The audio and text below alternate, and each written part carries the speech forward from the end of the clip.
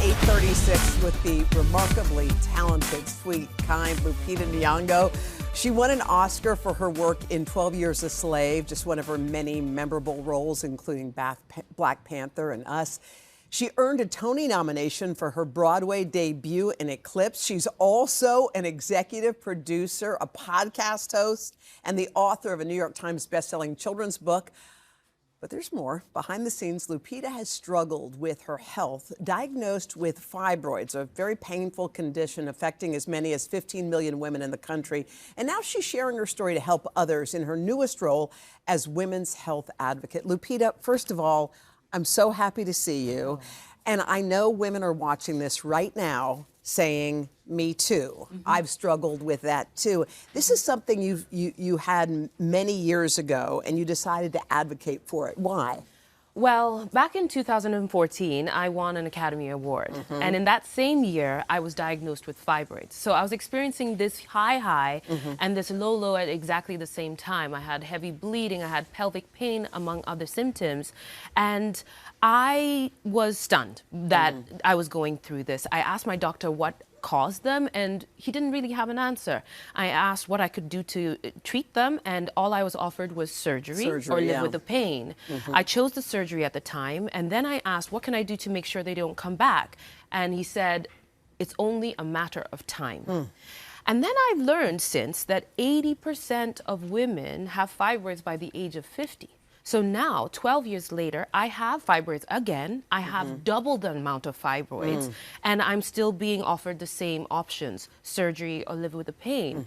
And if majority of women are going through this, surely we should have some more options. I mean, it just reminds you we need so much more emphasis on women's health, because I think a lot of times that funding was taken away. But this is a very, very important topic. Yes. So you're living with this. You went through the surgery, and this also affects fertility for a lot of women. It does. It does indeed. And I was feeling, first of all, I felt shame. You know, what did I do to cause them? And then I felt very alone and quite scared for my reproductive health.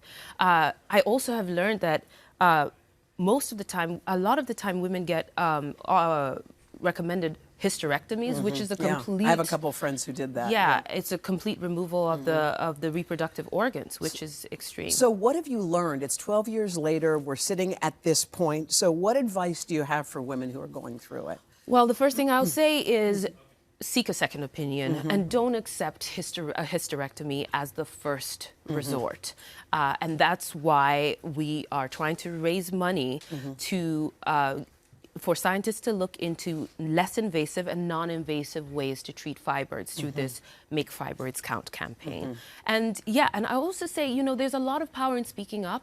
I spoke up, and the amount of support I got, hearing women say me too and share their stories made me feel less alone. And it's honestly what has actually bolstered me to be able to do the work that I do now. So I think it's high time that we speak up to ensure that this is no longer trivialized and it's no longer considered normal just because it's common. It's like, why do we have to live through it, fight through it, or get surgery? And also, they come in different sizes. I have a couple of friends who have them, and that was illustrated in the photo. Yes. So doctors usually use fruit to help a woman understand the size of her fibroid. So your fibroid is the size of a grape. Your fibroid is the size of an orange. Mine was the largest one was the size of an orange. So I thought it would be a very provocative way to get women to lay their burdens down and share their stories.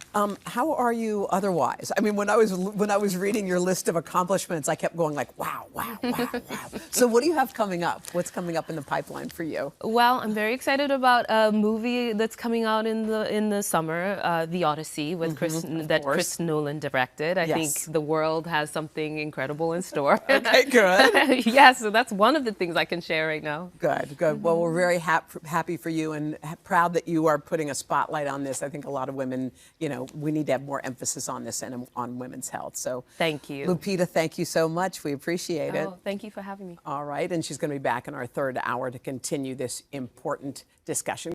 Hey, thanks for watching. And don't forget, you can catch the Today Show every morning on NBC or take Today when you're on the go. Just follow the Today podcast on Apple Podcasts, Spotify, or wherever you listen.